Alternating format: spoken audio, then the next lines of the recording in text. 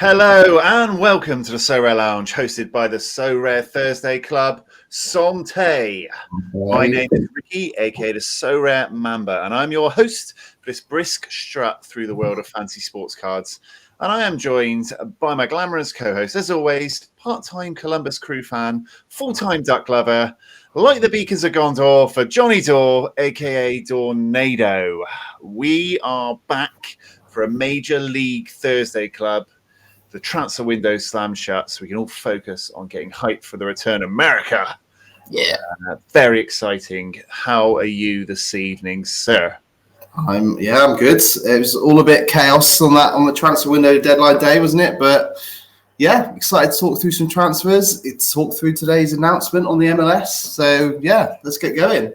Yeah, as you said, on tonight's show, we will digest a big update dropped on us by Sorare today, as well as the other bits of news from this week. And the other main talking point for us will be the transfer window and how that's worked out for all our licensed JPEGs and some of the big transfer news and how we think that'll work out for holders of those cards. I believe we used to call this segment Smash or Pass back in the day, the last transfer window. Yes, we'll have the return of that.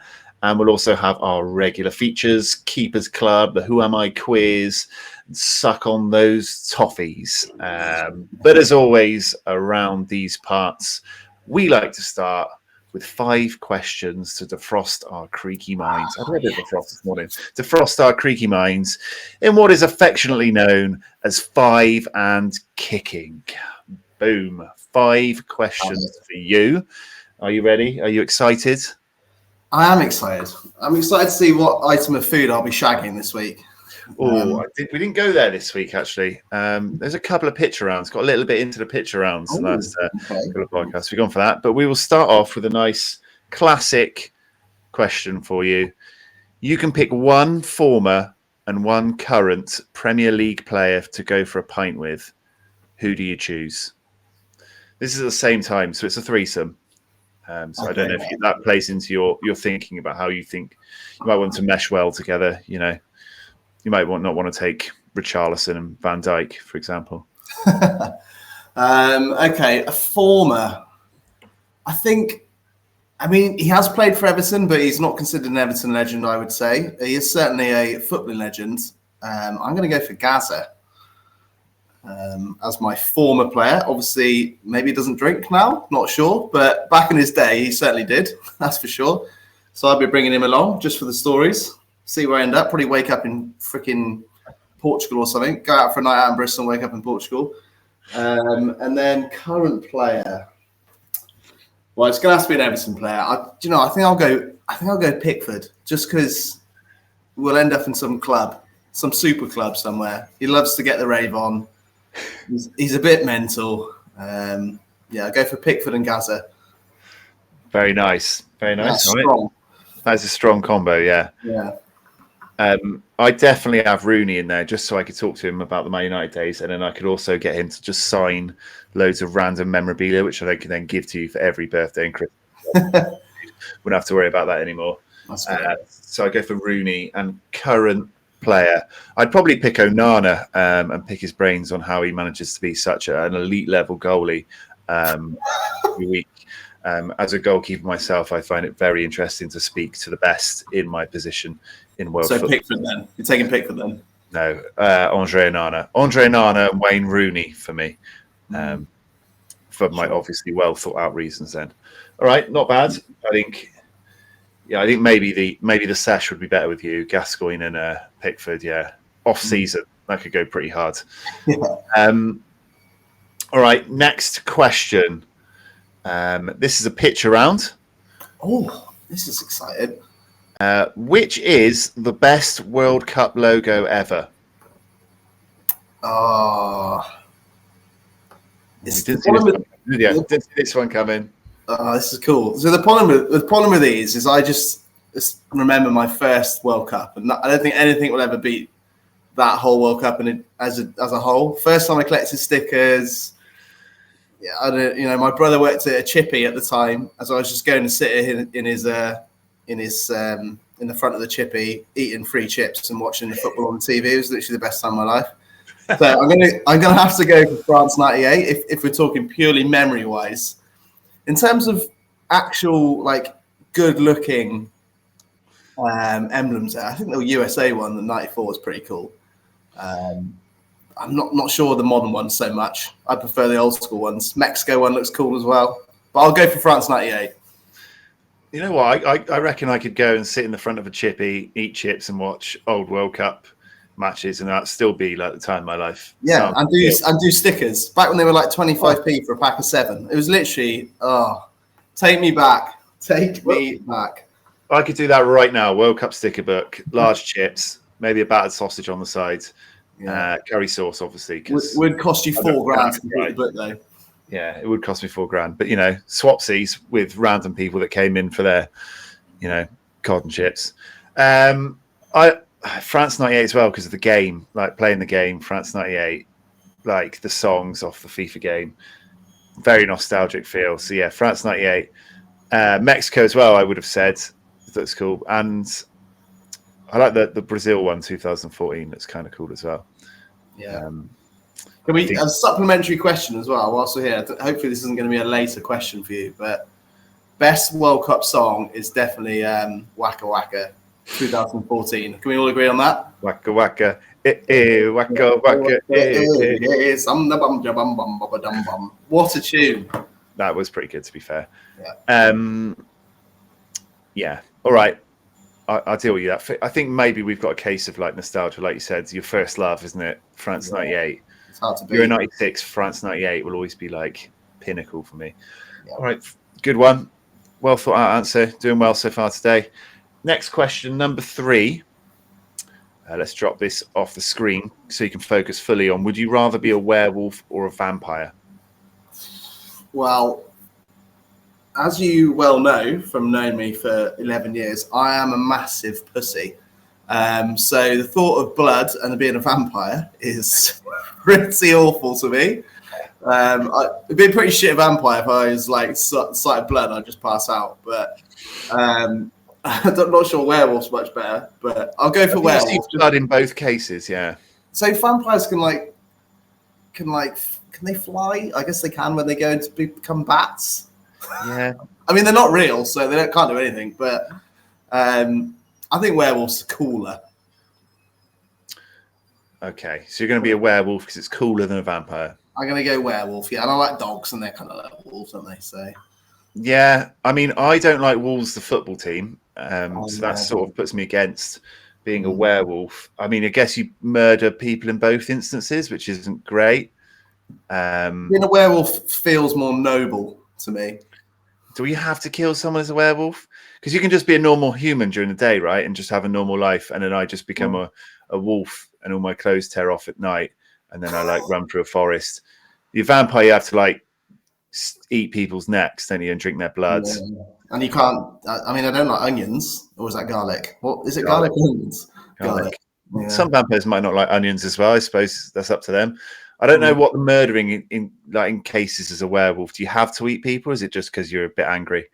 I'm going to go werewolf because at least I get to be like a human in the day. Yeah, I agree with you. I don't definitely have to. Good question, though. I like that question. Yeah, it is tough. Yeah, and maybe someone can lock me away as a werewolf, like downstairs at night, so I don't rampagingly murder people. That's true. All right, we're 9 minutes in the podcast. I've said murder like 14 times. Let's move on. Next question. Picture round part 2. This was a random one I came across when I was desperately searching for a question. Which is the best yellow Premier League kit ever? Wow, okay. Tough one, right? Yeah, it's a tough one. I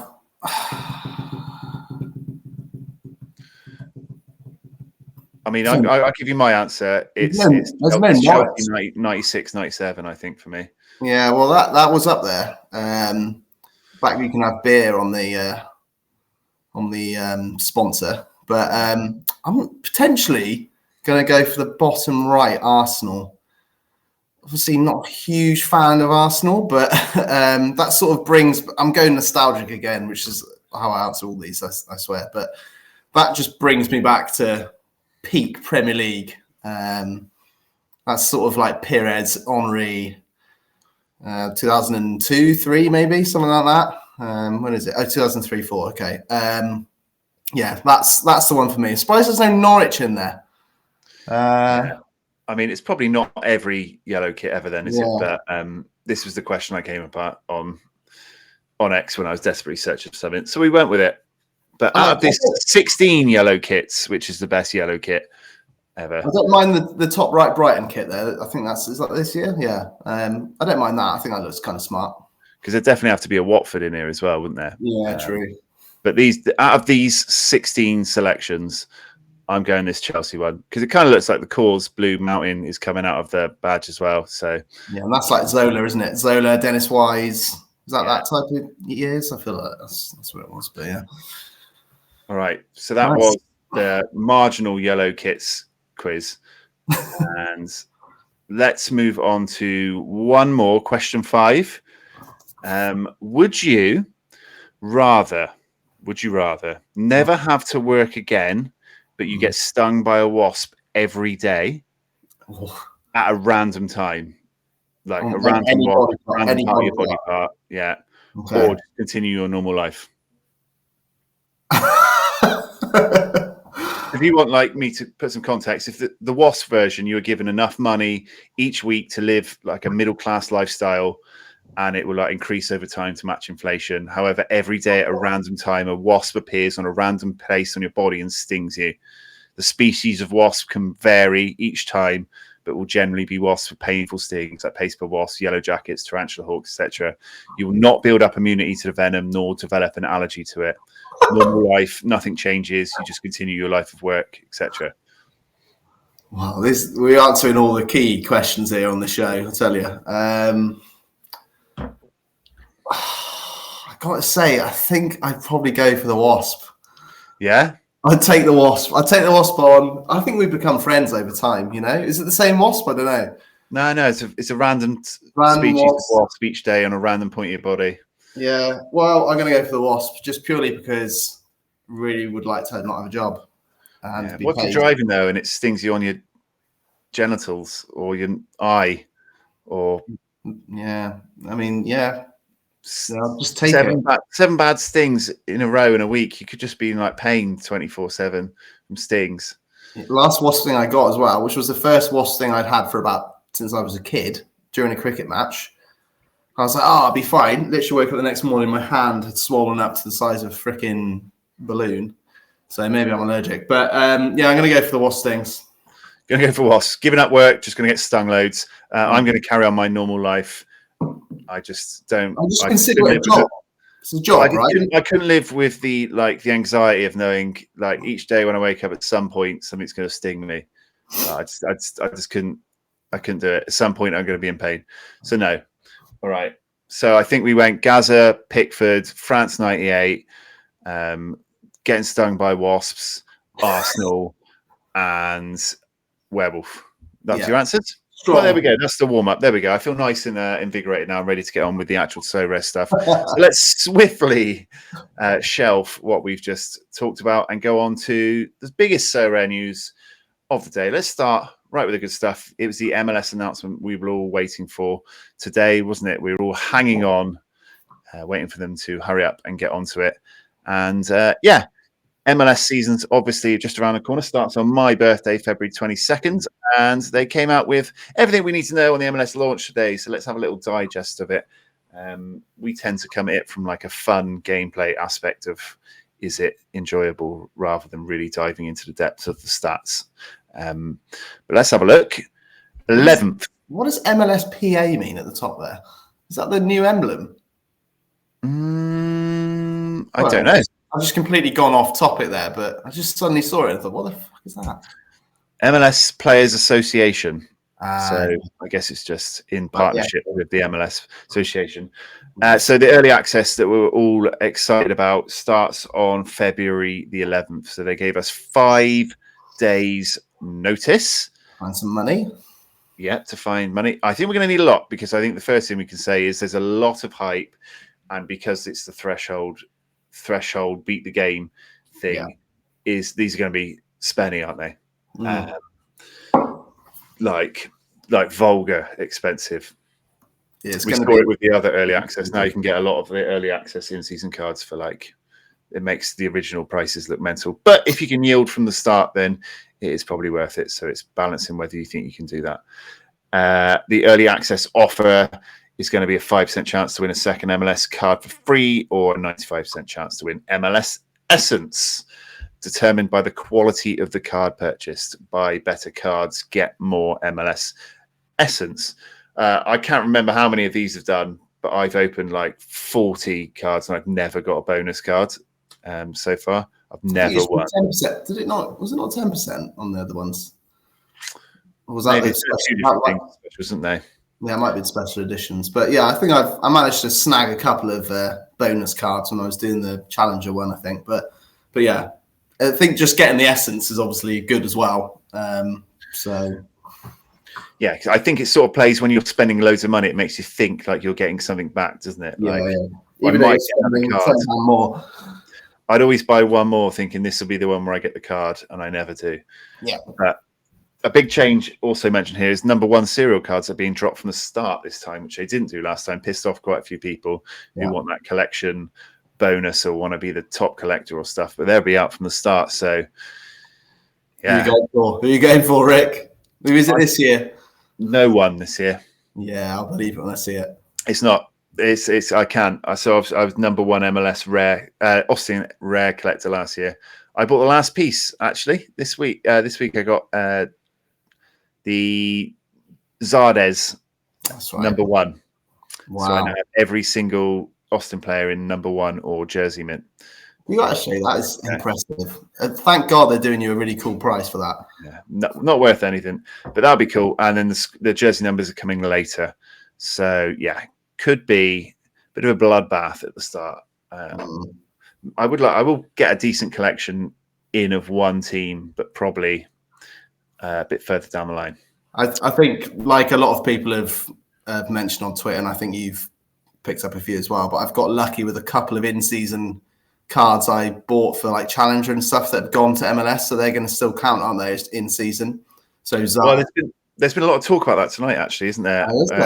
Okay. Kind of blurry the wording that Sarah have used and things of whether it looks like the cards will still count, but they won't maybe not have the 5% season bonus, I think was one of the views coming in. Right. It's very vague. There's a few different opinions going around, but it will be very interesting. It'd be good if they could just clarify that, because I think it is. Yeah, that is quite important, because that makes a difference. I was not going to maybe get involved so much in the in-season because I've got a Zaha in-season and I think a Zinkernagel in-season. I think I was going to maybe have a little look, have a little dabble, but yeah, I'll have to look that up.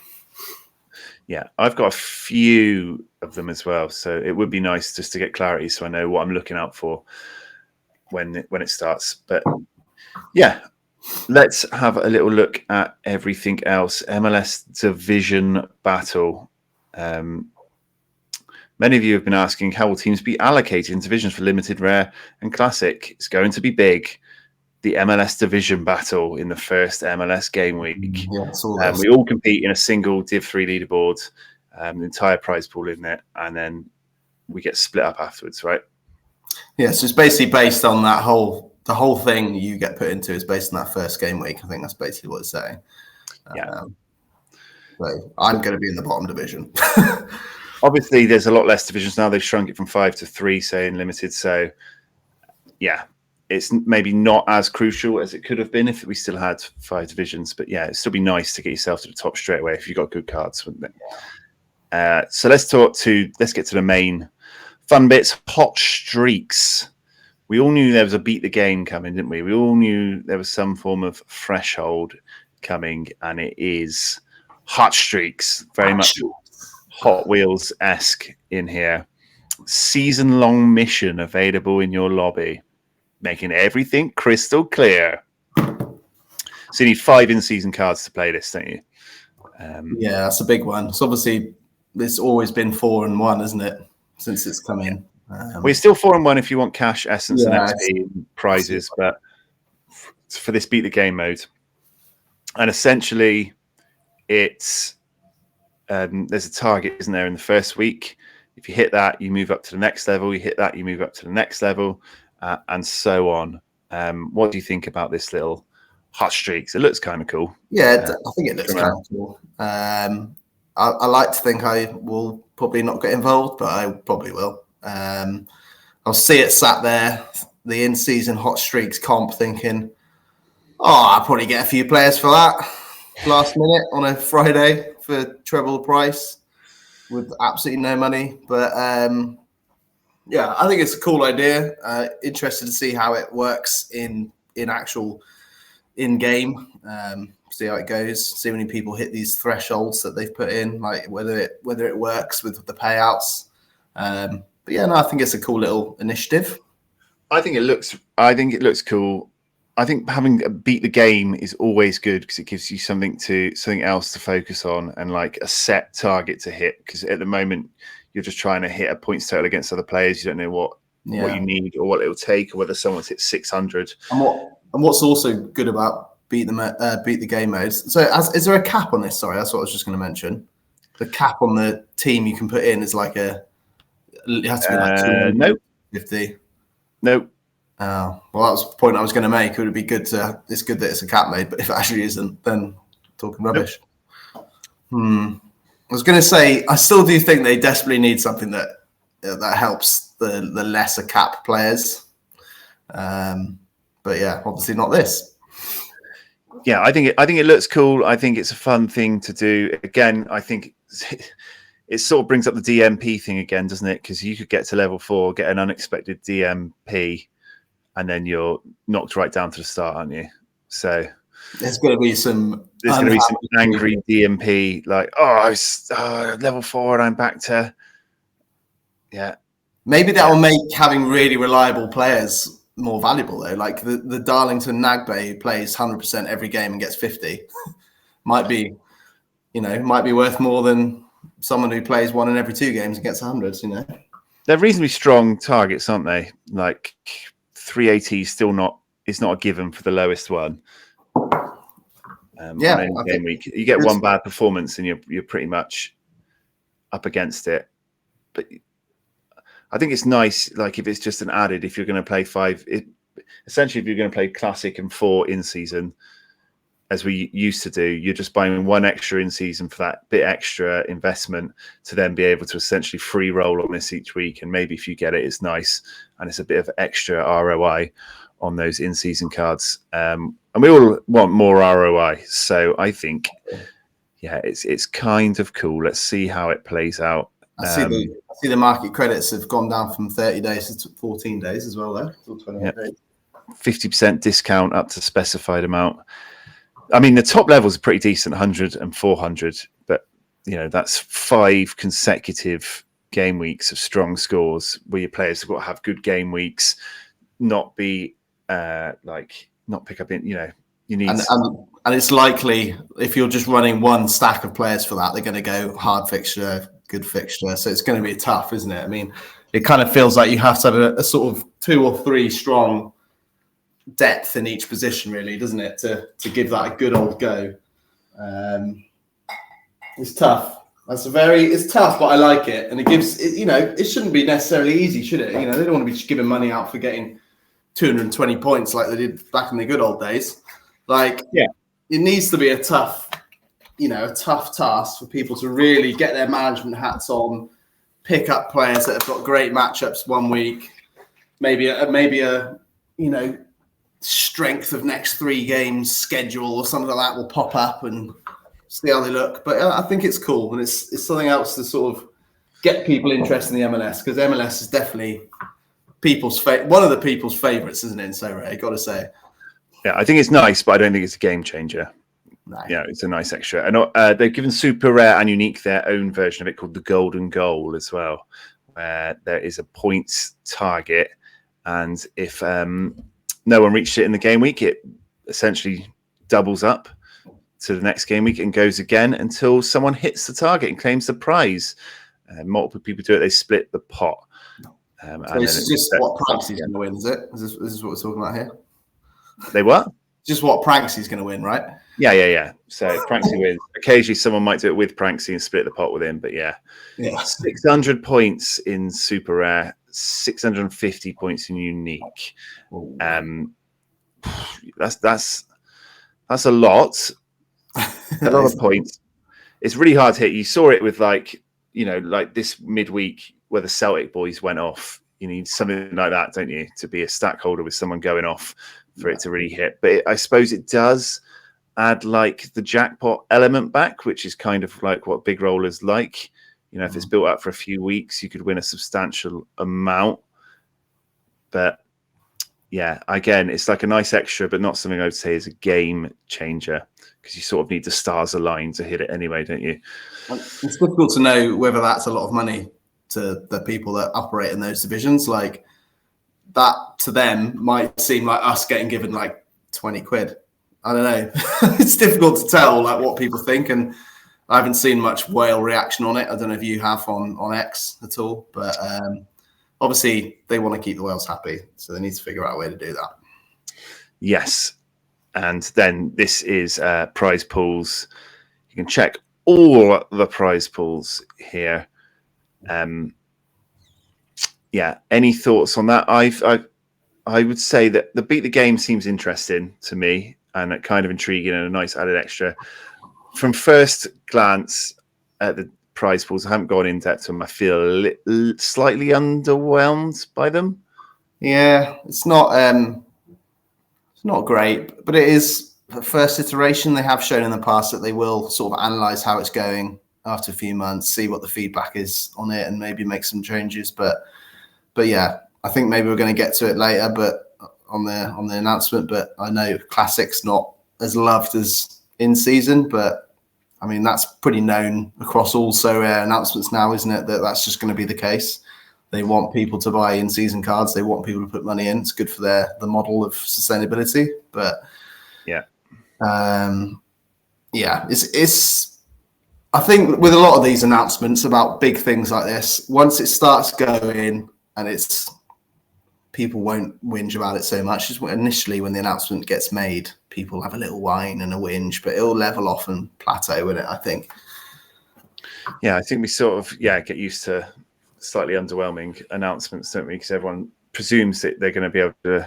It's going to be incredible. They have like lots of high like guesses as to what's going to come out, and then it doesn't always quite come out that way. But yeah, it looks quite hard to win a card now.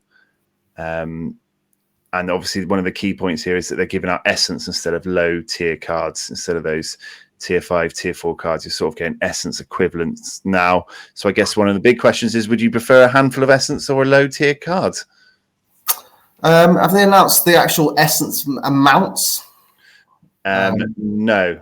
Is it enough? It might be in the prize pools. I was going to say, if it's enough essence to craft those tiers of cards straight away. 5. It's not 5 and 3. So it's nowhere near. I mean, they're basically giving you less stuff. Well, let's see what the classic ones are. I don't mind essence. I think essence is good, and it's got more value than cards. But one essence of limited essence, and you need 20 of them to craft a tier 5, is not good enough. Here you go. Limited classic season MLS. 150, 25, 10. Okay, so that is slightly better then. For Division 1, Division 2, top 20, you're getting 100, which is a tier 3 craft, isn't it? Division 3, 5th place gets 100, but then you're looking at, 20% get 3, 20% get 5, 20% get 10. So yeah, get to Division 1 and you're getting, but tier 3 crafts can be worth fuck all, can't they? Yeah, they can, but I guess it's got to a point now where they've sort of slow rolled this over the last sort of 6 to 9 months of other stuff, and people should be used to not winning like 12 cards a week now. Like, it's to get like more than 2 or 3 cards in a week now is very rare for me and you, and we've been certainly used to winning 6 or 7 per week maybe back in the day. Don't get me wrong, they were probably limited tier 5s and not worth a lot, but like, I do like essence. I like crafting. We obviously do it on the show, and we love it. And I just think maybe the essence can be a slightly higher given out, personally. Yeah. Or bring. So, or would you bring prefer a handful of essence or a low tier card? Like, which do you prefer, the old model or this new one coming in? the essence. You'd rather have essence and go for Yeah. that craft. You have a bit more control over things, I guess, with the essence, don't you? Yeah. So yeah, I like the excitement of turning cards. So I can still do that with crafting. So, you know, it's not the end of the world for me, but it is hard to win a card now. Like straight off the bat, it's very hard to win a card. Cash is gone in podiums in Classic. So, you know, that was always a nice touch as well. So that's another thing gone. Unique Classic, I think. I don't play Unique Classic. It's not an issue for me, but you get no cash now, max of a tier 1, I think. So, you know, no cash in the podiums. Yeah, that's not cool. I don't think that's cool at all. Yeah.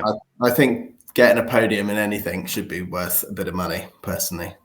Even if it's a small amount, I don't know, but that's only a big decent MLS comps at the moment, though. MLS Classic comps. So yeah, overall, I think we'll need to digest it and see how it goes to fully get it. But yeah, Beat the Game looks fun for me. Prize pool's slightly underwhelming. Don't like cash gone for podiums. Not too fussed about essence and cards. You know which one we won. I think it's essentially farming essence now in Classic, isn't it? It doesn't look too great for Classic, but it's essentially farming essence now, which, you know, can still be good. And worth noting as well that I just immediately forgot what I was going to say. Okay, I've forgotten. But another thing, do you remember they gave some prizes last MLS thing, where MLS season, where they were like vouchers to spend on the official MLS shop? Yeah. Do some of them. Like, just have that regularly in this MLS comp. Surely they've got some sort of deal with MLS, 50% off on the website, or, you know, £50 voucher to spend. Like, people would love that. Do you not think? I mean, winning stuff. I don't know. Just an idea. I mean, I know they've got a whole league agreement with Sorare and MLS, so I just thought maybe they can incorporate something into that prize pool that was physical. But yeah, that's true. I do like it when they give away other things, and they've got this big deal with the MLS now. So maybe some other things are coming for collections or things like that. But overall, interesting. I'm excited for the MLS to start. Still hyped. Slightly worried about the prices, but we'll see. Couple of other new things to go through, but first, let's mix it up with the Who Am I quiz. It's time for the Who Am I quiz. Can DawNADO finally get one right? The Who Am I quiz. Yeah, so you did get success last week. But listen to AI try and say DawNADO then was pretty fun. Can DawNADO. Yeah, usually you get four clues. Last week you had to have 6 to get the answer, which I did give you, and we did the giveaway on X. So this week I've gone for 5 clues for you in the Who Am I quiz. Get it right, and I will give the player away in a giveaway later this week. So, you know, the joy of someone else is on your shoulders. Here we go. 5 questions. Don't fuck up. The fans are relying on you. Question 1. Clue 1. Clue 1. It's not a question, it's a clue. Born and raised in Liverpool. Any guesses? Born and raised in Liverpool. John Joe Kenny. No. Clue 2. I made my debut for England in 2013. Born and raised on the playgrounds where I spent most of my days. I sort of immediately start singing in my head. Not the Fresh Prince of Bel-Air, no. Made his debut for England in 2013. Clue 3. I won the FA Cup in 2017-18. Right. It must be a card, a Sorare card. Yes. Won the FA Cup in 2017-18. Clue 4. I scored 6 goals for my country in 33 games.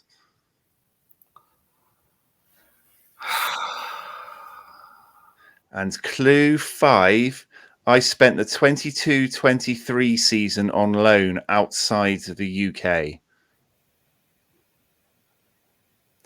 Who am I?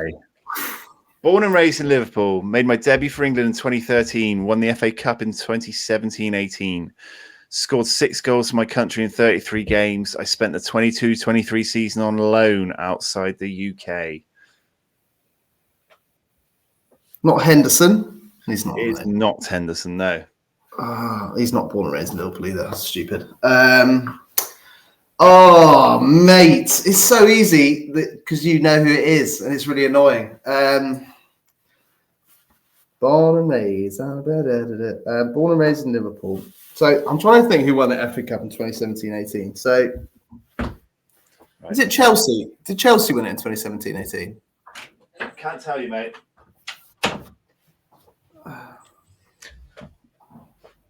All right, I'm going to give you one more clue. And Raheem Sterling. It is not Raheem Sterling. He's not born and raised Liverpool. Keep giving stupid answers. So he played in the Premier League last season, and he's now plays for a different team this season to the one he started with in the Premier League last season. Fucking hell. Is he a striker? He's not. He played for a promoted team last season, and he no longer plays for that team this season.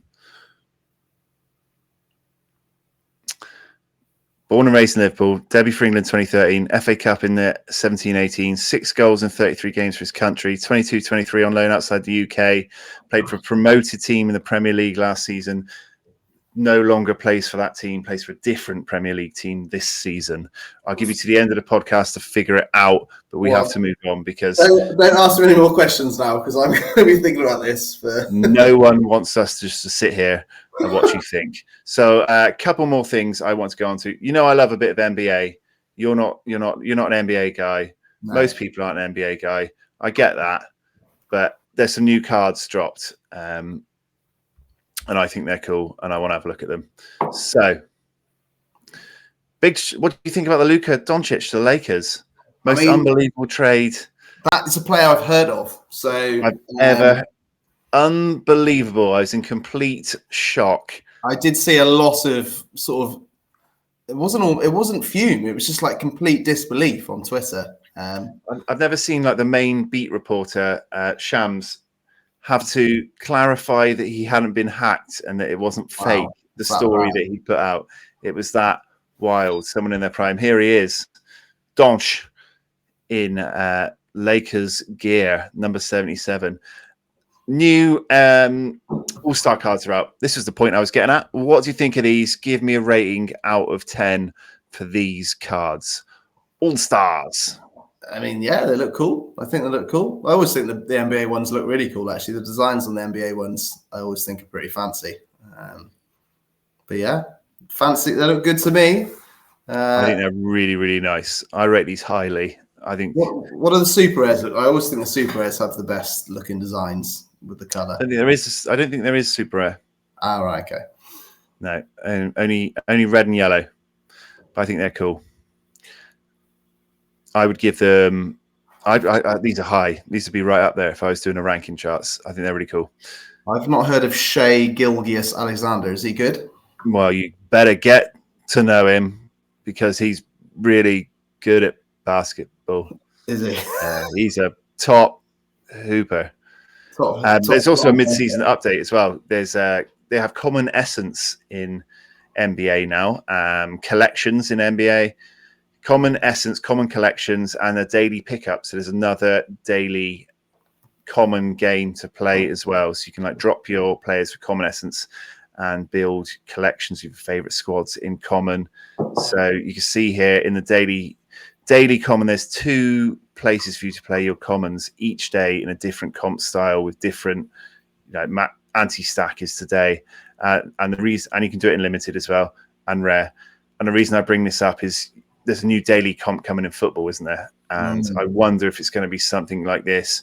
Collect common cards, have collections, daily places you can use them for, earn common essence, drop, that it sort of feel like it would work, because it's not as much work as Rivals. You put your team in, you can build collections of common cards as well. So you're getting the whole aspect of So Rare. Like I win boxes from these common daily hoops games. I win star commons. I do kind of miss the old common days when you used to have like a random little common collection in your gallery. But yeah, I get what you mean, and it's kind of like brings back the sort of collecting stickers vibes if you can collect loads of common cards free of charge, effectively. And I think so. You can see now we have common collections. Like I have 3 Lakers, so they have a bonus in common for these daily comps. I think it's a really good way of like giving you something else to do each day, which doesn't cost you anything, but you still can add and drop players. There's still the scouting and the work if you want to put into it, and you get essence out of it as well. I think it would be a cool way to introduce it into like football as well. And there is football most days, isn't there? You could probably pretty much. I mean, it's not the same as the NBA, where it's like. Well, it's about in a month's time, it'll be that time of the year again where it's like everything going on at the same time, like MLS, Asia, all of Europe, like that beautiful 4 months where you literally have no time to think. Yeah, absolute chaos. Yeah.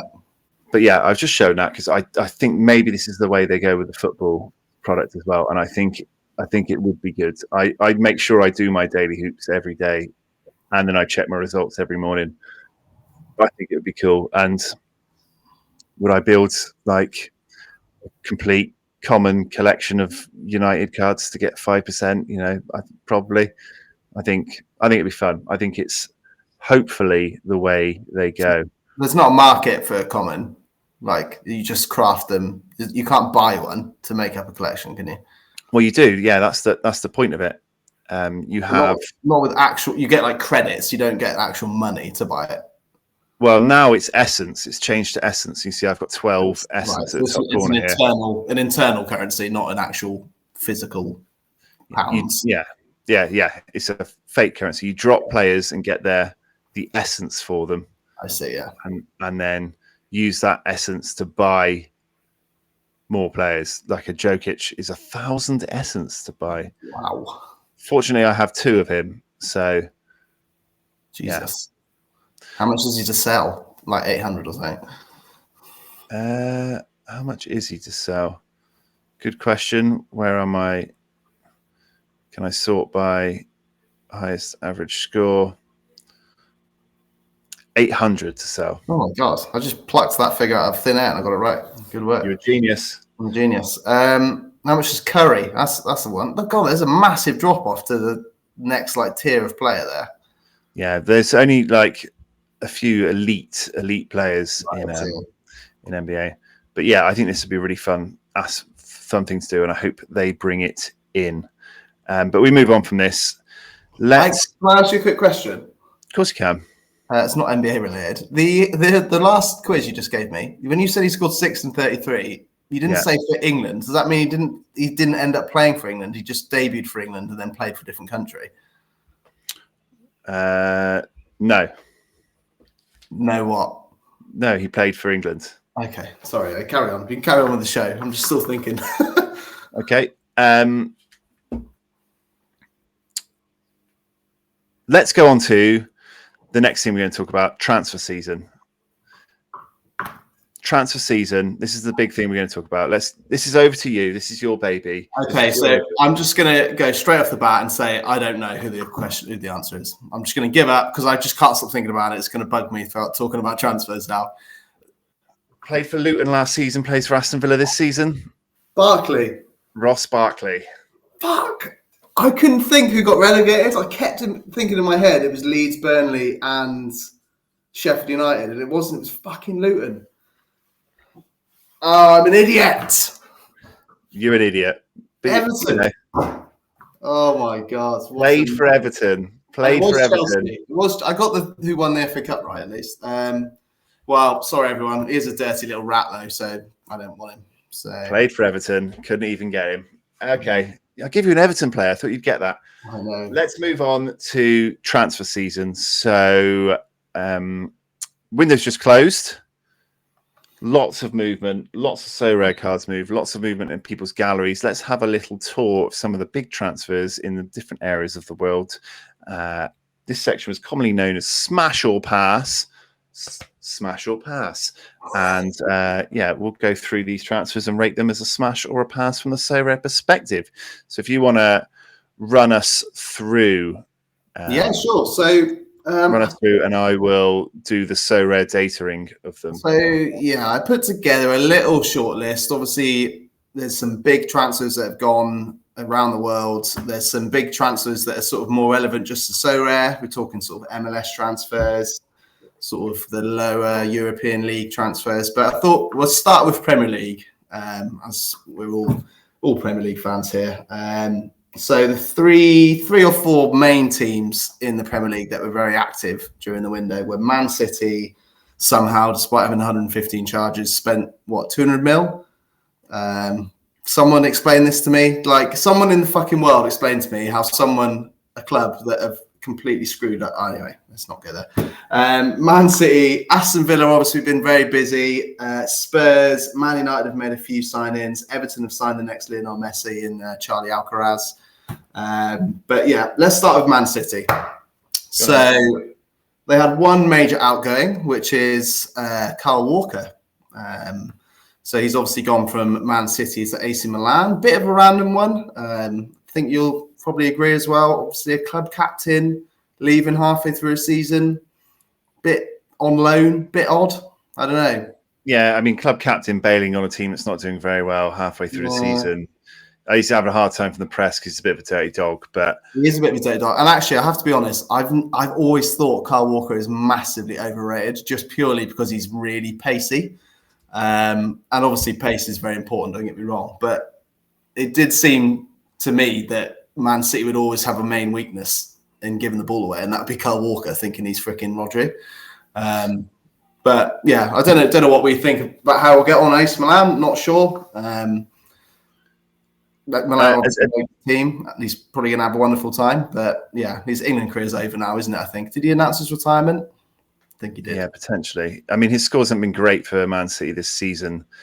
Anyway, a decent enough start in probably the toughest fixture Milan have. And he's never been a goal scoring decisive sort of fullback, is he really? Let's be honest. And he's never been that high a scorer for Man City. And if you're not scoring high in a Man City team starting every week, I'm probably going to say you're not going to do that well in AC Milan score wise. So it's a not a smash. What's the word? Pass. It's a pass for me. I don't know about you. Yeah, it's a pass from me at those. £4 for an in-season card. Yeah, with age, his pace is important in Serie A. I'm going to go for pass. I think he might get a few good scores. Yeah. Only if you've already got him in a Man City stack like me, Man City collection, he might be useful to slot in on occasions. Yeah, so I agree. Europe four other big Man City incomings were Kuzanov from Lens for 33 mil. Then you got Vitor Rice, who I'm not going to pretend that I know, come from Palmeiras' factory of young Brazilian players that seems to be producing them left, right, and centre.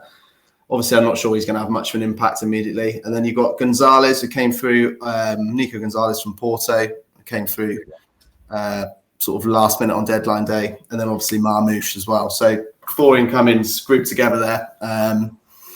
Start with Nico Gonzalez. He has been doing well for Porto, by all accounts. Good scorer from a Sorare perspective. Yeah, I'm not going to pretend that I've seen a lot of football from him. Maybe they're thinking they've signed someone who's going to be the next Rodri. Unsure. What do you know of him as a footballing style? I think he's a kind of centre mid, not like an attacking mid or a CDM. Oh, he's a CDM on there. He's plays CDM quite a lot. I mean, obviously his scores are lovely. He's going from a Portuguese like powerhouse team, which is good for Sorare, to should be a Premier League powerhouse team having a massive blip. Yeah, I don't know enough of him to know whether he's like a guaranteed going to get a lot of starting minutes. But they spent a lot of money on him. Under 23 as well. If that's your vibe, I quite enjoy the under 23s divisions because it just feels old school and avoided from all this in-season nonsense. But 784 for a new season, 566 for a classic. So looks like decent value for the in-season over the classic there.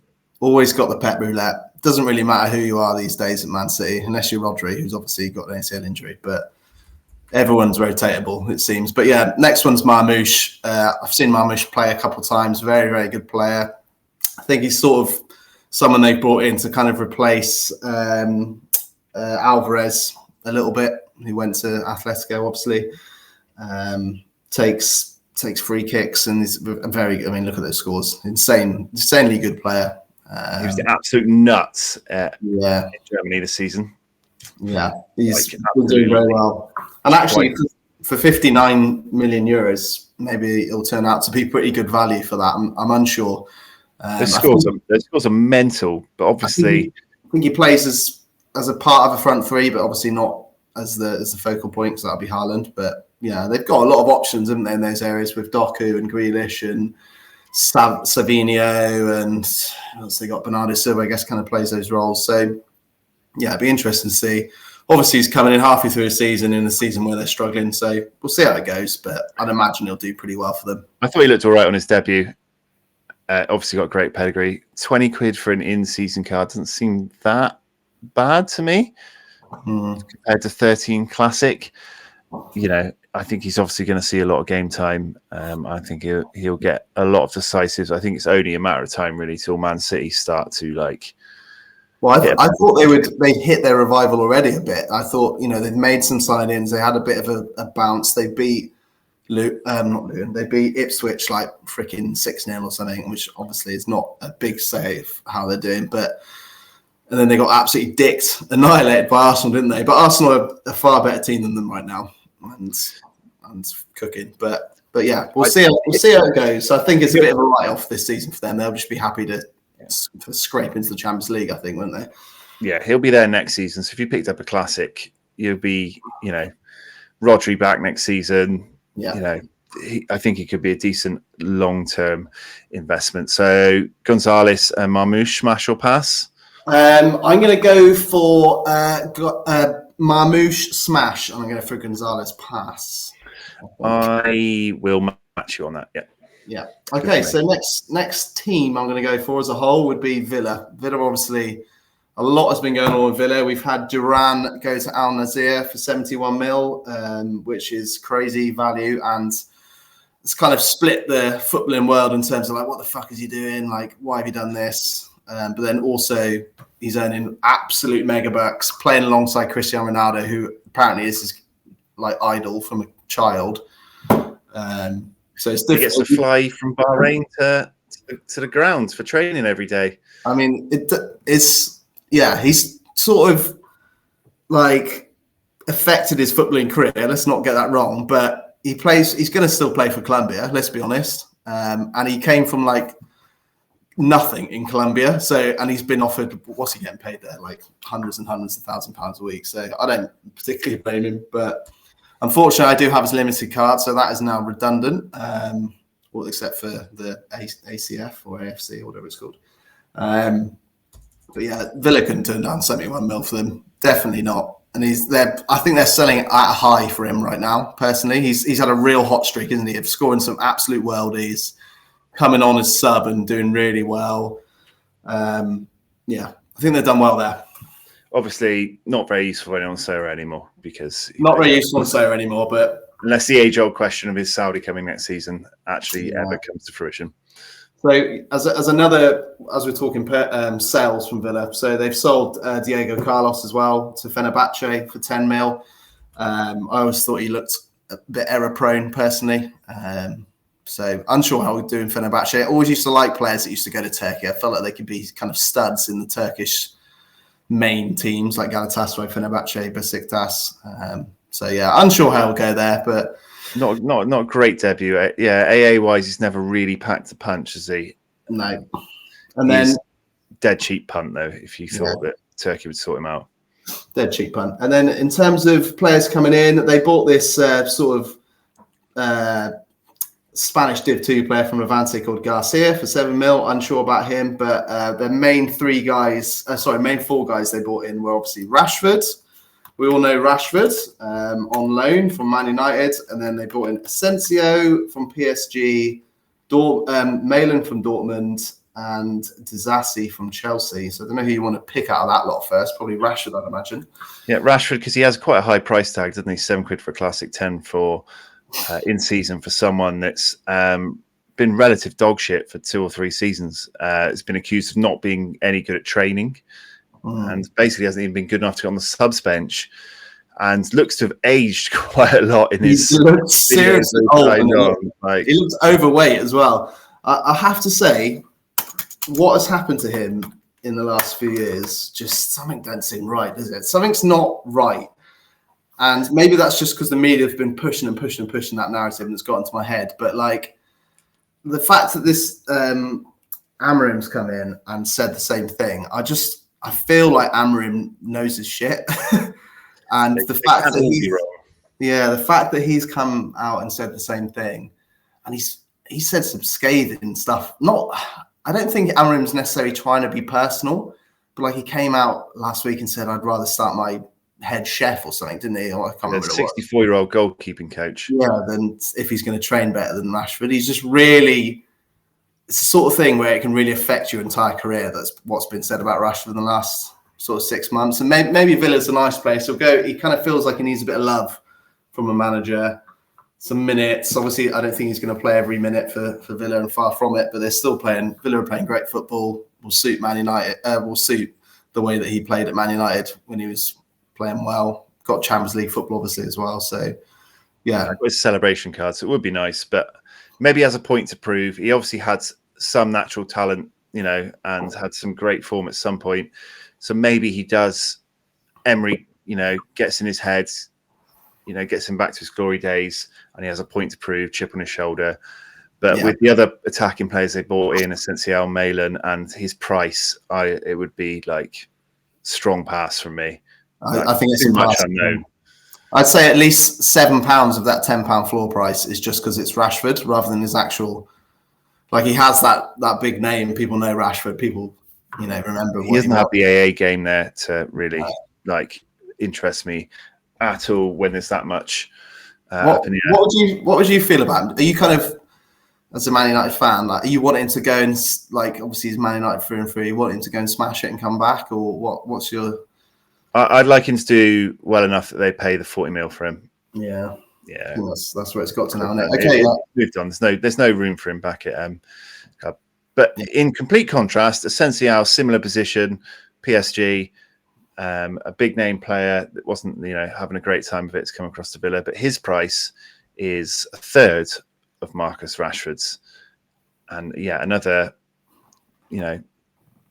it's a good AA score, I think, when he actually plays football. When you compare him to Rashford, he's got some good AA there. Obviously, PSG can be a killer for your career a little bit because you compete with so many world-class players there for the same positions. So, but I always really rated Asensio. He's 29 now and he's getting on a bit, but I think he'll slightly older than Rashford. And then they also bought Malin, didn't they? Yeah, Malin, who.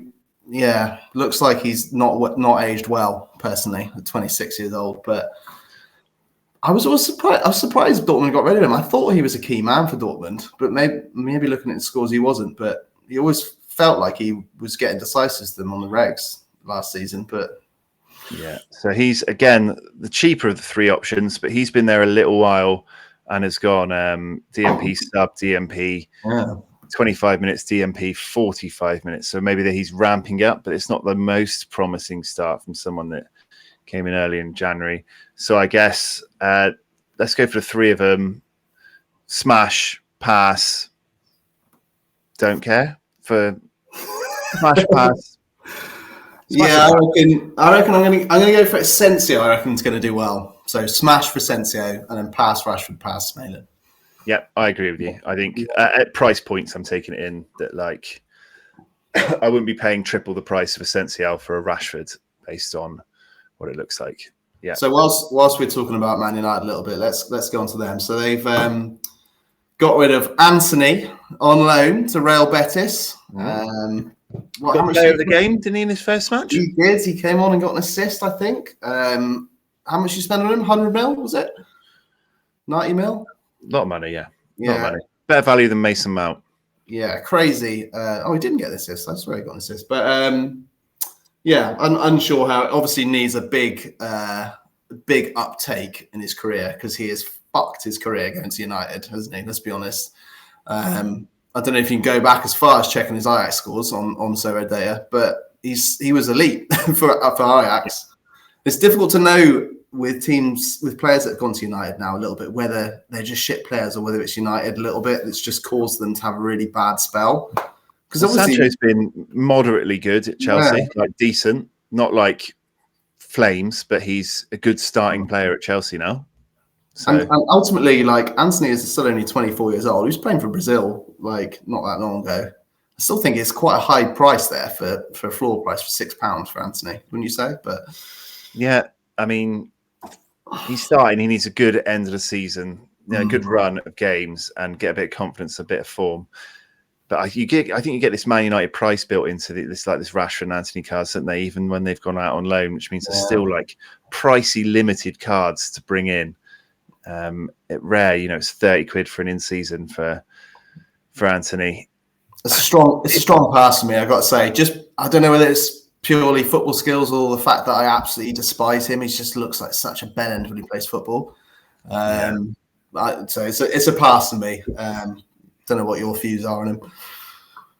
I would be a pass well on the price point. It's just that Man United price point that's built in. Is a no from me.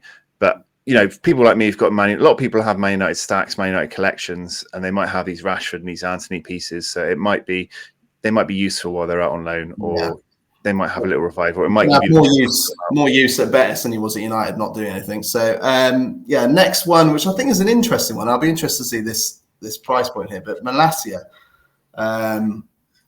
obviously hasn't played much football, constantly injured, but I just love it when players go to PSV or Feyenoord or any of those sort of big dominant teams in the Challenger League. I'm trying not to look at his scores there because obviously that makes for grim reading. And unsure if you can go further back to his pre-United days. But a very good scorer. If he can nail down that place in PSV's starting 11, he could be a great little piece over there. But yeah, obviously nagging injuries all the time. And it does seem season-long injuries disappeared off the face of the earth. It does seem to get to a point with players where if you're just constantly getting injured, it's just going to be like that now, isn't it, for the rest of your life? I think it's a good deal for United, up to 10 mil, wasn't it? If they sign him permanently and their loan fee was 20, 30 mil. They paid a decent amount, but the loan fee back's good for what he's contributed over the last 2 seasons. He's gone to a good side. He's got history in the Dutch division. He hasn't shown anything like any form. Yeah. So he's a good player, though. I've seen him play a few games when he started. Thought he looks a decent player. He kind of feels like the sort of player that would really suit Amorim if he was fit, attacking. But then obviously you've signed this Dorgu guy, who I literally know nothing about. You'll probably know more than me. Signed from Lecce, I believe, 30 mil. Has he got cards? This is the question. Spell his name. Dorgu. So I believe this is another left back, if I'm not mistaken. So he's probably got Man United cards out now, haven't they? In the latest. Yes. No, hasn't yet. Oh, okay. Not by the looks of it. So I presume his price is quite inflated just on the transfer right now. So yeah, new season cards £7, classic £5. Yeah, I'd rather own a couple of Malacias than a Dorgu right now. But he was a decent scorer for a not great team over in Serie A. Had some reasonably peaky scores. Probably gets a lot of game time because United don't have a natural left wing back. Luke Shaw's out for another X amount of time this week. So very young, lots of under 23 utility. Probably does end up getting thrown in at the deep end. Gets a lot of game time. It's a reasonably expensive punt for a limited card. 43 quid for a new season. Rare. Yeah, it's very punty. I'd probably It depends what competition you play, doesn't it? You might want the Man United card when it comes out because you like getting the Man United cards, but looks to be quite an attacking fullback by the looks of it. And I saw his positions he played below were like forward, winger, a little bit. So maybe that will bring in some decisives. He's got a few negative decisives, that's for sure. So we'll see. Watch his space. I don't know. I like some attacking fullback, but I would go Malacia.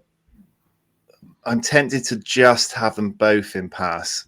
I can see upside, but for the price points, the Man United tax of the card price, I'm going. I'm going to go pass on Dorgu and smash on Malacia. There you go. I'm going for it. Okay, so that's Man United done. So Spurs have been a little bit busy as well this month. So they signed Kinski earlier in the month, and obviously we've all seen him play a bit of football now. He looks pretty good. So yeah, I'll be interested to see how that goes when the keeper comes back. What's his name? The Italian guy. Vicario, because I think Vicario's a good keeper as well. So yeah, see how that goes. But deadline day, they signed Danso on loan from Lens, and the big one was Tell from Bayern Munich, which didn't look like it was going to happen. Was quoted in the media for saying, "I'm rejecting Spurs, definitely not going." And then literally like 10 hours later, he was on the flight. So I think Harry Kane had a word with him. What do you reckon? Go and help my old team out. Yeah, I mean, I think he's useful if you've got a Bayern Munich's collection and you need that piece, and he's now become a bit of a useful piece for you. Richarlison was injured this midweek, so thrust straight into it in the cup. Under 23 again. Yeah, decent price. I'm not sure I want too much of Spurs at the moment. The way things are going for them, those prices seem pretty high to me. Big loan fee. They said they're going to keep him on at the end of the season, so maybe you're looking at that for a future reference. Too much 19 years old, which is good, isn't it? I mean, that's a good selling point. But he's one of those players, isn't he? There's lots of hype about him, and I'm sure he's a great player. Don't get me wrong, but he's just played no football really, has he? For a couple of years. He's been playing second fiddle because he's so young at Bayern. He's going to take some time to get used to the Premier League, probably get used to playing for a new club. So I'd say he's probably a pass right now for me. Pass from me as well. Yeah. Easy. And then Danso was the other one. I just think Tottenham are a bad club to have any players from at the moment. When you say it's difficult to play smash for anyone that goes to Spurs right now. They are struggling like mad. So we will see. That's the main sort of Premier League ins, I'd say. There's a couple of other transfers like Ferguson going from Brighton to West Ham, which could go really well for him. Obviously mentioned Charlie Alcaraz going to Everton, Rui up the top. See how that goes. But into Europe now. Few of the bigger transfers were Kvaratskhelia. I never know quite how to say his name. I think I've butchered that a little bit, but Kvaratskhelia has gone from Napoli to PSG for 70 mil, which I think is that the highest transfer of January. I think it was. Oh no, Duran was 71 mil, but yeah, 70 mil to PSG. I think he's already started a few games for him. Been in twice. Obviously, a really, really good player. A lot of Sorare players will know him really well. Had a really good Euros as well for Georgia. I just think he'll get on in PSG. Obviously, a lot of talent on the wings there for PSG, isn't there? It's difficult, but so he's about to age out of under 23, but he is playing for a great team that can put up big scores. He's got historical big scores, international utility, 20 quid for an in-season limited. Rares are pretty expensive. It's just a value for money thing at that price, isn't it? Do you think he's value for money? Get rotation at PSG. Could you spend that 20 quid better? I personally think you could, for sure. But I think if you're just taking Sorare aside, I think it'll be a smash. I think he's a really great player. But I think I'd much rather buy 3 £7 cards probably that are more nailed and going to score the same than buy him, personally. Yeah, I think he'll do really well there as well. And I think he's a good card. But at 21.76 for an in-season limited or 140 for an in-season rare, I would pass based on the price. Yeah, for sure. And then the other sort of main big transfer I'd say that happened in the last couple of days. The transfer winner was Santiago Jimenez, went from Feyenoord to Milan for 32 mil. So obviously Feyenoord are a sort of mega team for Sorare and in general, I guess. And he's been doing really well. I think he very almost joined Forest, didn't he, in the summer? Yeah, some weird one, yeah. Yeah. Where we were all looking like fucking Forest, they didn't get relegated this year, and they're actually like second or third. So that's maybe geniuses, yeah. Yeah, maybe that was right. But starting in the cup, I think, in midweek, or did he potentially come off the bench? But I know he got decisive. I think it was an assist. But obviously going from challenger to champion Europe is something I like to try and avoid in terms of transfer rumours. Personally, I always kind of, that step up from challenger to champion, I think is a big step up. And I think I think his scores would have been better at Feyenoord than Milan. But if he's starting every week for Milan, maybe he'll prove me wrong. But yeah, I don't know. I don't do Serie A as my least like covered league. Like it's not the one for me. So I couldn't be entirely confident. But he's a very good player. His price is like, for example, the one we just seen, the PSG. This is similar profile of like age and move to a big team, but his rare costs half the price and £7 less for his limited card. So would you rather have the Kvitishvili or a Jimenez at those prices? It's tough, isn't it? I'd probably go for Jimenez, but it's I'm unsure. I mean, I think he'll do well, so I'm going to go for a smash. Yeah. Same. I'll do it with you. Yeah, I can't have too many passes. I'm gonna go smash. Okay, so few more. I've got a lot of transfers, so I'm trying to pick out the best because I'm conscious we're running on time here. So couple of random championship transfers that may have slipped through the net for some people. Probably haven't. But Enzo Lefebvre has gone from Roma to Sunderland, which is... Has anyone ever gone from Roma to Sunderland? Nuts as well. He looks incredible. I mean, he's going to look incredible at Sunderland. Don't get me wrong. I think Sunderland are a well-supported club and could well get promoted this year. But he is standing out like a sore thumb in the Championship, playing against like Oxford United. He's started pretty well in a few of the games, I think. He looks good. He looks good on the pitch. He does some nice touch, some nice play. Doesn't look like he belongs in the Championship. No, and maybe they're prepping their team for the Premier League. So I certainly do think he can play Premier League for sure. I think they're third or fourth in the Championship, aren't they? So they're certainly snooping about promotion. But they had a couple of outgoings, didn't they? A couple of big outgoings, but he's a very big incoming. I play Championship, so I probably should have snapped one up straight away. I still think that's reasonably okay values. And you're seeing Championships getting to the point where they're playing 2 times a week now, isn't it? Midweek and weekends. That could be good value. But the other one that people may not have seen happen on, I think, deadline day was Iheanacho going from Sevilla to Borough. I actually own an Iheanacho, so it could be nice for me because I was excited to see who he'd join in the summer, to be honest, because he's only just left Leicester and joined Sevilla this summer just gone. So, but yeah, it stunk the place out in Sevilla. Wasn't playing football at all. And I was going to say, like, I always used to think he had a real strong career ahead of him when he was playing for Man City and doing well back in the day, but he's kind of dropped off a bit. But I do think I love it when a player joins the Championship. I just immediately think, right, he's going to score 100 every week.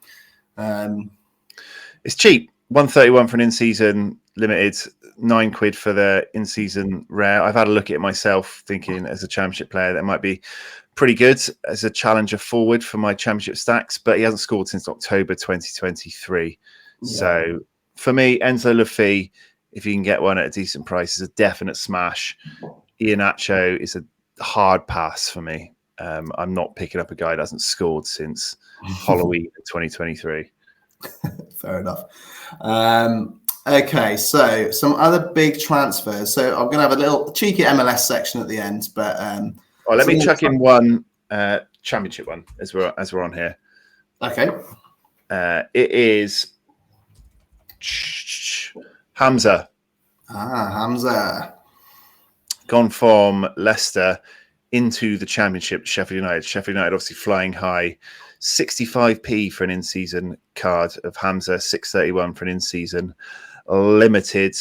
And yeah, he started in a 1-0 win in CDM and got 22 AA for 57 overall. If he's going to start every week for one of the better teams in the Championship at that price point, I think he could be a decent option. So it would be based on how cheap he is, it's a smash from me for Hamza. Yeah, I think you're right. And he strikes me from the sort of times I've watched him play football as being a bit of an AA legend. Likes a pass, likes to tackle, likes to get involved. Won't get you too many decisives, but will get you 30 plus AA every game.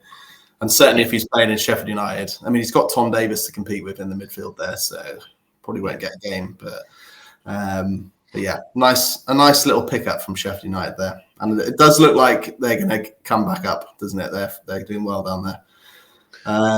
Okay, so a few other transfers that have gone through in Europe are Furiashi and Jota have exchanged Rennes for Celtic, gone the other way each. Obviously, Celtic fans absolutely love Jota. And he's played a couple of games already. I think he's scored in both. I know he got an assist and scored.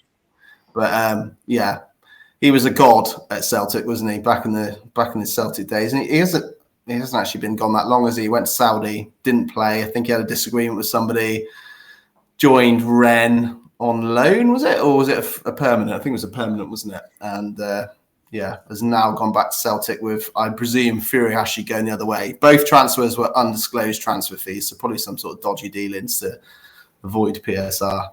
But yeah, I certainly would be saying smash for Jota and pass for Furiashi. I don't know what yours, and that's purely because of which way they're going. I think they're similar sort of footballers, to be honest with you. But well, as proved this midweek, having the Celtic stack, having the right Celtic players, that starters can be like a goldmine. So he's expensive, but if he's starting and Celtic smash most game weeks, then, you know, he could easily, the 20 quid price point we've seen on a few of these big names, if you're running that Celtic stack and he's the main focal point up there in attack, then you've got to have him. So I would say he's a smash, because he's an important part of, you know, one of the best stacks on the game. Furuhashi, yeah, he's started poorly, didn't he? I think he had an awful first game for Rennes, but he's very cheap.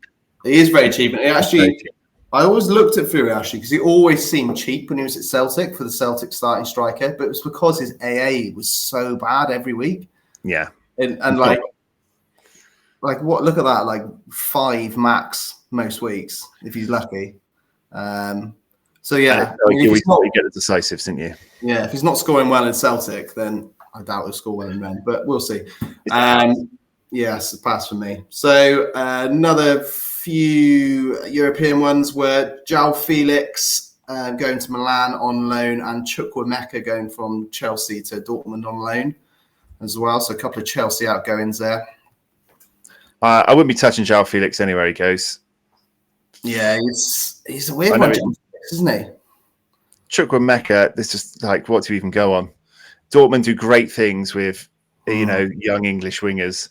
So the form is there that they turn him into some elite. Yeah. Elite. He's kind of ruined his career a little bit going to Chelsea, I think, because Chukwuemeka was a really good player for Villa. But yeah, João Felix is one of the weirdest phenomenons in football in the last sort of 5 to 10 years, in my opinion. Looks absolutely incredible when he came on the scene, like literally incredible. And it's just jumped ship from team to team in the last sort of 5 years, hasn't it? And never really found a home. Yeah, I know he scored yesterday or the day before yesterday in the cup for AC Milan in his debut. So maybe that'll kickstart things for him. But hasn't he just signed a 7-year contract for Chelsea to sign for them? Yeah. It's a weird. He's already out on loan to another team. Yeah, but for that price, for £12, I'm a strong pass as well. Absolutely no way. Chukwuemeka, maybe you can just have a gamble on him, because Dortmund do ridiculous things with their wingers. But, you know, again, it's £4 on a player that is just, you have no history to back him up on, no recent history to back him on. And so if I was having a punt, it would be on Chukwuemeka, not João Felix.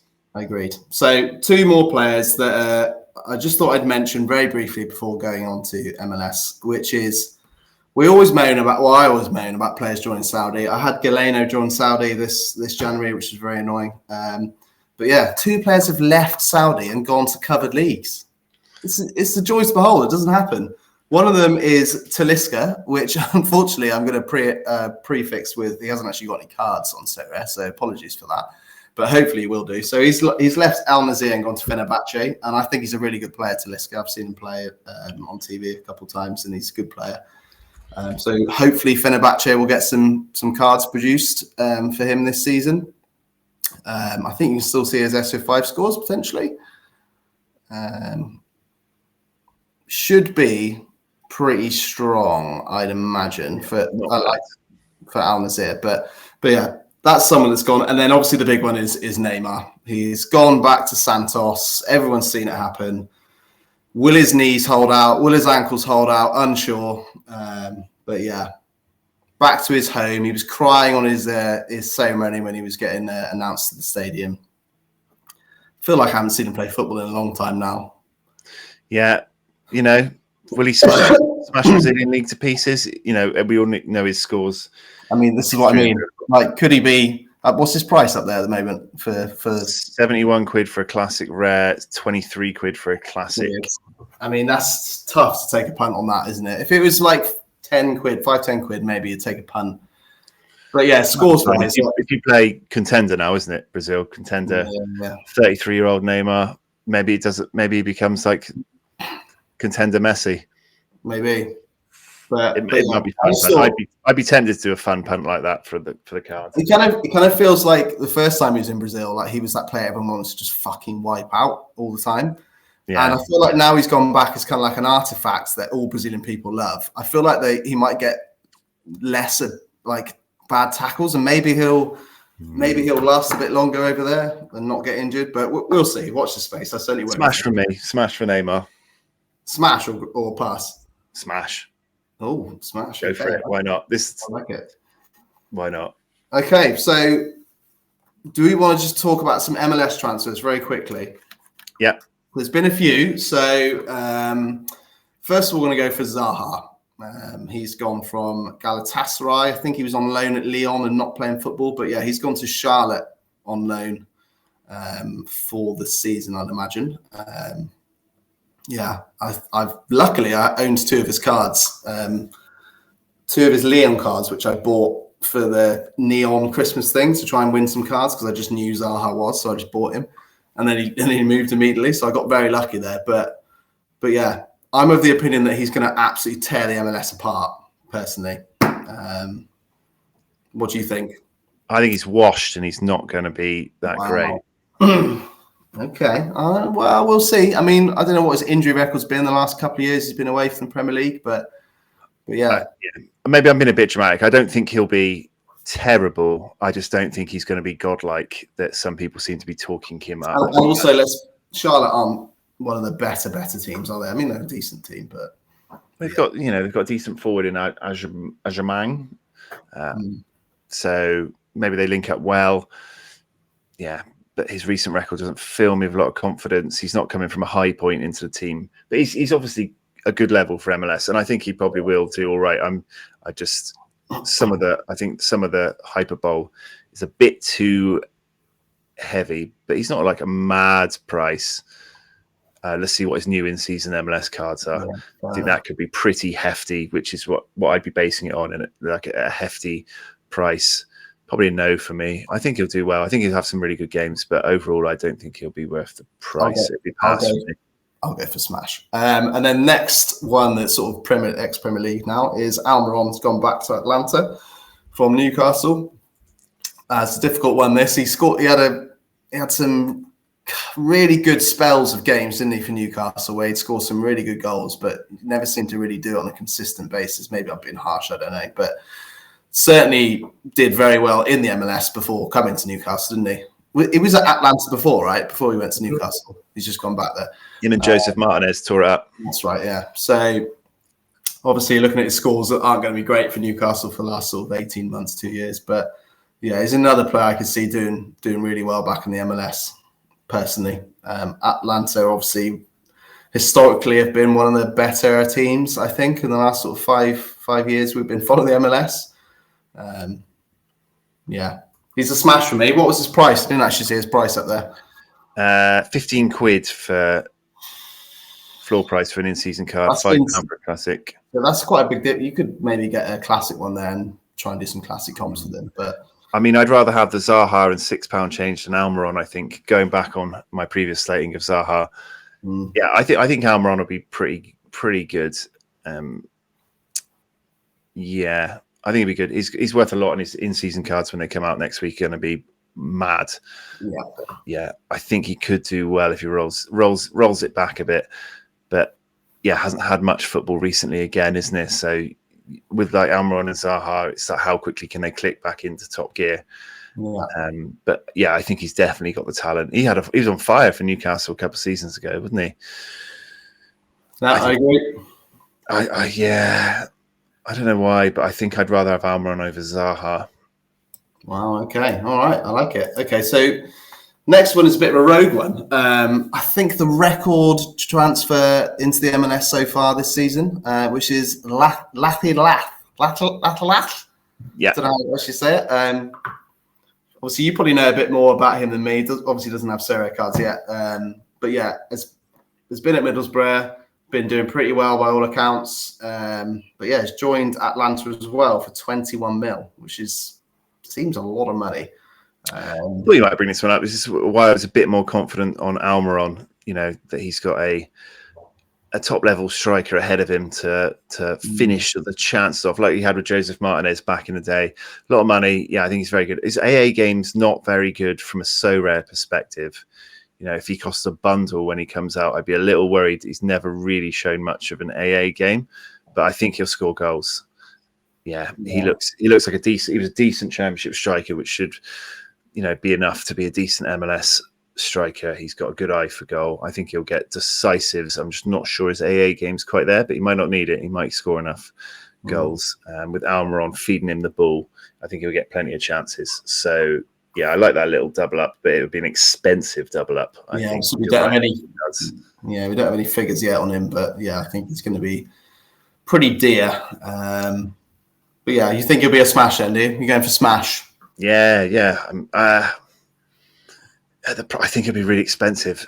So I personally think I'd be tempted to stay away. But if you wanted to go for the Almiron Lath double up, I think it could be quite nice. I'm just worried about their price because they're two obvious players to go and get, aren't they? Yeah, like Lath and Almiron. So I think they might be so expensive that it would put them in pass category for me. But I think they'll score well. I just think whilst we're talking about MLS, we were talking about this on a WhatsApp group earlier in the week, but MLS have some real good quality players now from a general football standpoint and also from Sorare. They all seem to be midfielders and attackers. There's really a dearth of defenders, it seems, and all the better defenders are leaving and going to Europe. So I think it's going to be goal fest every single week in the MLS, isn't it, this year? I'm not sure, but we will see. That's what we like to see. That's what we like to see. But okay, so a few more players. Big transfers this year. So a few more from Europe have gone over. So Kevin Denke from Cercle Bruges has gone to Cincinnati for 15 mil. Someone I own as limited, not in season, unfortunately, but was doing really well for Cercle Bruges, was getting linked to a few Premier League teams. I think he was getting heavily linked to West Ham, like everyone does. Someone I can't remember who else he was getting linked to. But yeah, he's definitely getting linked to some big clubs. So I do think it's a bit of a coup for Cincinnati or for the MLS in general to get him to go over as a young player as well. I think he's, 22, 21? So 20. Okay. 20. Ages out in July. Yeah, because I knew he was doing under 23s for me this year. But yeah, a guy that's still got a lot of his career left to go. So yeah, I'll be interested to see how he gets on. Cincinnati are one of the better teams in the league. Obviously, there's a bit up in the air with Acosta. What's going to happen with him in the off season still hasn't really decided where he's going to play yet, so that can make a big difference to how Denke does. But yeah, what's your views on Denke? Forward cards are good, aren't they? Over a lot depends on, like you said, is Lucho going to be playing in behind him, taking some of the focus away and giving him a bit more space and providing him with the chances. 15 quid. He's around that Almiron price point at the moment, isn't he? So there will be definitely, like there has been every year we've done Sorare, that the actual prices before the MLS are way higher than like 2 weeks in. It's like the hype, isn't it? Everyone's really excited. They want to start looking at what their team's going to look like, and prices are just high. So, yeah. Well, Zaha, Denki, Almiron, Lath. Which one were you having? I'll give you one of the four. I'd have Zaha, I think, out of these. I just think he's the better footballer in general, and got better experience. I just think we'll see, but I think it'll definitely be him. Right. Another big player that's gone is Lozano to San Diego. Obviously, I'm not sure if that was actually this January or whether that was. Chucky's been arranged for a while, hasn't he? But he's gone to New Boys San Diego. I think he's the kind of like marquee signing, isn't he? Almost, it seems. Yeah, he was the big name to get everyone's hype going. Yeah, big name. And we'll see. He had a lot of hype about him. Had a really good World Cup, didn't he, for Mexico in 2014, maybe. You have nothing to base him on at San Diego, do you? Yeah, you don't know what the expansion team's going to be. So yeah, we'll see. Are they going to go? They're going to hit the ground running. They're going to take ages to warm up. They're going to be trash. They're going to be amazing. It's hard to tell. So yeah. Some of the other names we've mentioned, I think you probably can rely on slightly more from the get-go. So yeah, pass for me. Pass for me as well. So a couple more. Vasquez has gone from Monterrey to Austin. Your boys, Austin. He was at Cincinnati, I think, before going to Monterrey. Was getting linked with Premier League teams such as Everton, I believe, before he went to Monterrey. So he's got a bit of pedigree. I watched him; he's a good player, actually. Going back to the MLS to join another MLS team. I know Austin weren't very good last year, were they? So we will see how he gets on, but certainly a good footballer. I sneakily, I think it'd be nice. I think it'd be a nice pickup. See where his price ends up, but. They've got Bakari on the right, Vasquez in the middle, and they've got another new signing, and they spent some decent money on the left wing as well. I think that front three for Austin could be all right, and I think he could do quite well there. Historically, he's got some very good scores. I think sneakily he might be very good and a very good option. See how his price rates to some of the other people, but for me, he'd be a smash. It's interesting. Like, what did Monter? Like, he's gone from the MLS for a year and then come back. Like, what's not gone well? I don't know. It's not gone great for him over there, but I think he's talent, and he can add a bit of AA to his game. Yeah, I think. Fingers crossed, Austin's forward options perform a bit better this year. It looks like it. It's a new look front three.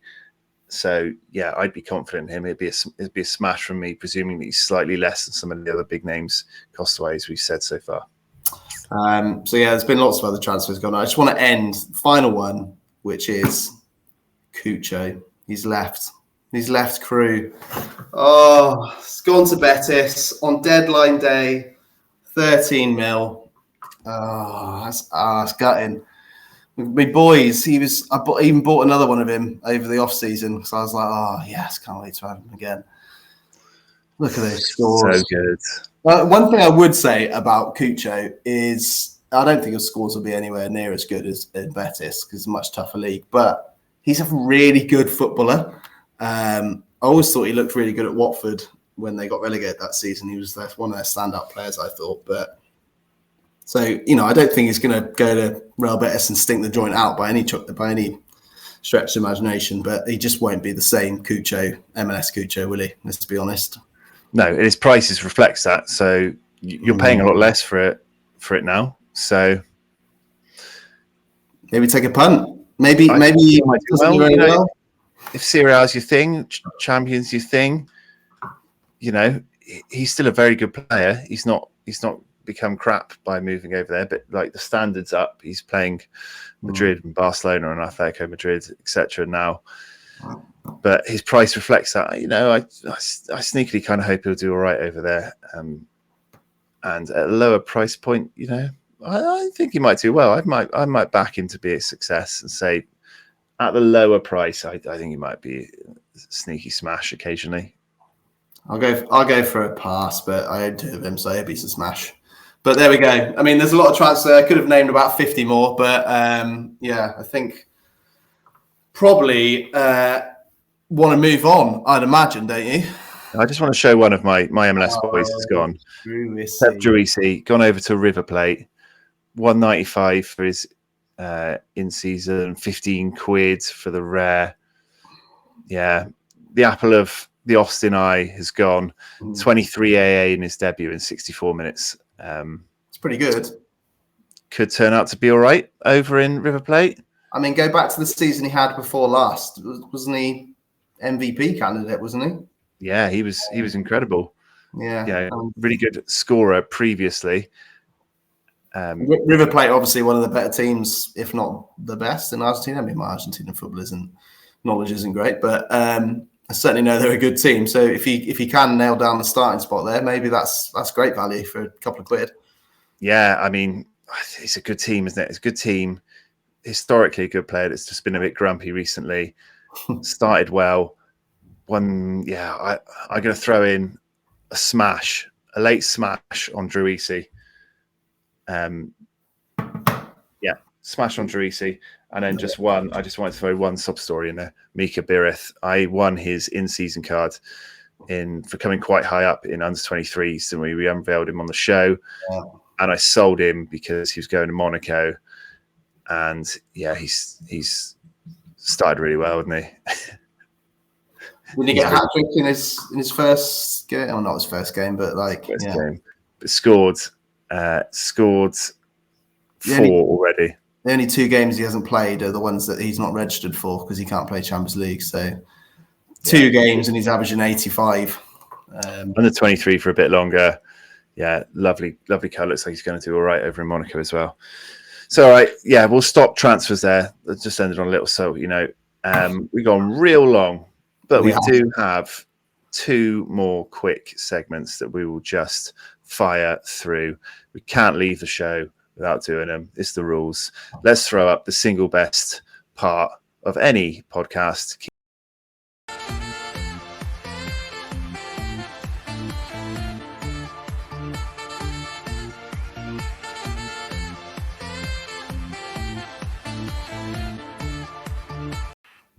There we go. Keepers Club 2025. I love epic sacks guy. Club night 2 of the year is the eternal battle between the hero and the zero. Continues. The rules are simple in Keepers Club. As a goaltender myself, the most prestigious position on a football pitch, we celebrate all special performances by the goaltenders. Any 100 gets you bottle service all night long on the hero side of the club, and a big fat 0 gets you in, but you have to pay for your drinks and you have to share a bog and, take a munter home, all those type of things. If a unique makes an appearance in the club, that means one of us owns that card. Johnny's backed the zeros this year to come through and win, and I have unfortunately backed the heroes. I say unfortunately because they've started like an absolute train wreck. But yeah, let's all welcome the second batch of 2025 Booze Hounds. Did I have the photo prepped? You better believe I did not, but here it is. Share this one, Keepers Club. Obviously, we see the 3 boys already entered on the zeros are now up on the balcony, while 4 new players enter the 0, and no one enters me on the hero's side. Wow, that's rough. Yeah, that's not a great start for you there. I didn't. Maybe when I suggested we did a zeros one, maybe I didn't quite realize how common they would be. Yeah, I was just really confident that there'd be more. Keepers are good. It's rain. Maybe it's just bad luck and it'll even out a bit over time. But yeah, I certainly was it Verbruggen you had or Wellenreuter? I own Bart Verbruggen, and it was Verbruggen. Yeah, I remember seeing him come in. I was like, pretty sure that's a 0, mate, and I'm pretty sure you own one. Yeah. So Falcone lost 4-0 at home to Inter. I think it ended up on -3. Conceded a penalty, which isn't great for him. So there's 1-0. Mohamed Sengeza in a 5-4 conceded a penalty. Ended up on -6.7 there. Poor lad. That's not gone well for him there. And let's see if I can pluck out the other zeros. Well, we know what Verbruggen did, didn't he? He got absolutely mullered. Was it Forest that mullered him? I think so. 7-0, wasn't it? Yeah. Vellenruffer got dicked by Lille. Just scraped under 0, just by 0.1. But it's enough to get him in the club for 2025. And then I think it was Bart in this game week here. Got absolutely thrashed, and I own him. He was actually in a good team for me as well, and he absolutely killed it. And Capino is the other one. Capino, in a 3-0 loss, conceded a penalty. And in the same game week, Bart Verbruggen got stuffed 7-0. Error led to goal, -6. At least you didn't own a pub that gave away 3 pints for every Forest goal, though. So yeah, I know. What a night that was, though. Yeah. Also, where's Falcone in there, mate? You need to stick him in there. Oh, I must have forgot Falcone. Don't you be neglecting my 0. That's an extra 1 for me. I was in a rush before this show came on, but you're right. I've missed Falcone. I need to add him on. So yeah, I make that. So that would be 8-1 in your favour so far. Only Danny Jimenez standing strong on his side of the club. So yeah, that was pretty good for you, not for me. And then we have one more thing quickly before we go. We can't leave without giving you a chance to have the little Everton performance review in the segment known as Suck on Those Toffees. Suck on those toffees. 3 wins on a bounce has the top Blues bouncing, but was there any transfer business to excite so rare managers still mourning the loss of McNeil season? Okay, so 3 wins on the bounce for Everton. Pretty happy with that? Yes, I'm pretty happy with that. Actually, it hasn't happened for a long time, it seems. I think it did happen at the end of last season, but before that, it was a long time. But yeah, goal after 10.2 seconds on the weekend. You can only imagine the limbs I was doing in my bedroom watching that on an illegal stream. 10 seconds in, 1-0 to Corey, who can't score in a brothel usually. Banging it in. Pickford assist. I was like, oh my God, I've got 18 Pickfords. They've all just got an assist. Oh, what a day. 5 minutes later, Beto scores. Oh my God. It was a joyous day. And actually a massive game because Leicester, although we had a bit of good form recently, like if Leicester had won that game and we'd lost, obviously a 6-point swing. So it would have sort of been dragged right back down into that scrap at the bottom. So a massive, massive win. Could have been more.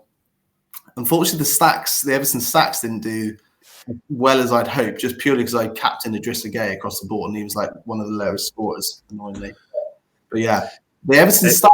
If you could have picked 5 really good Everton players for your stack this weekend, with Tarkowski got an assist, clean sheet.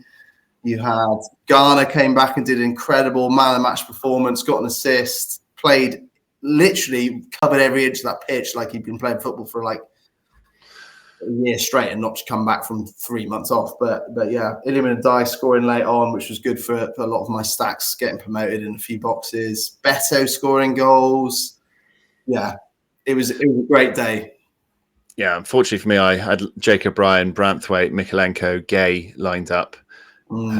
So yeah, it didn't go too well for me. I did have a Garner and Ndiaye in some places, so I did get a box or 2 from them.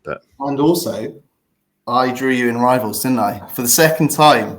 And you beat me first time, which you made a big old point of on Twitter, as you would, fair enough. But yeah, I beat you in this one, so I'm happy to have drawn it level 1-1.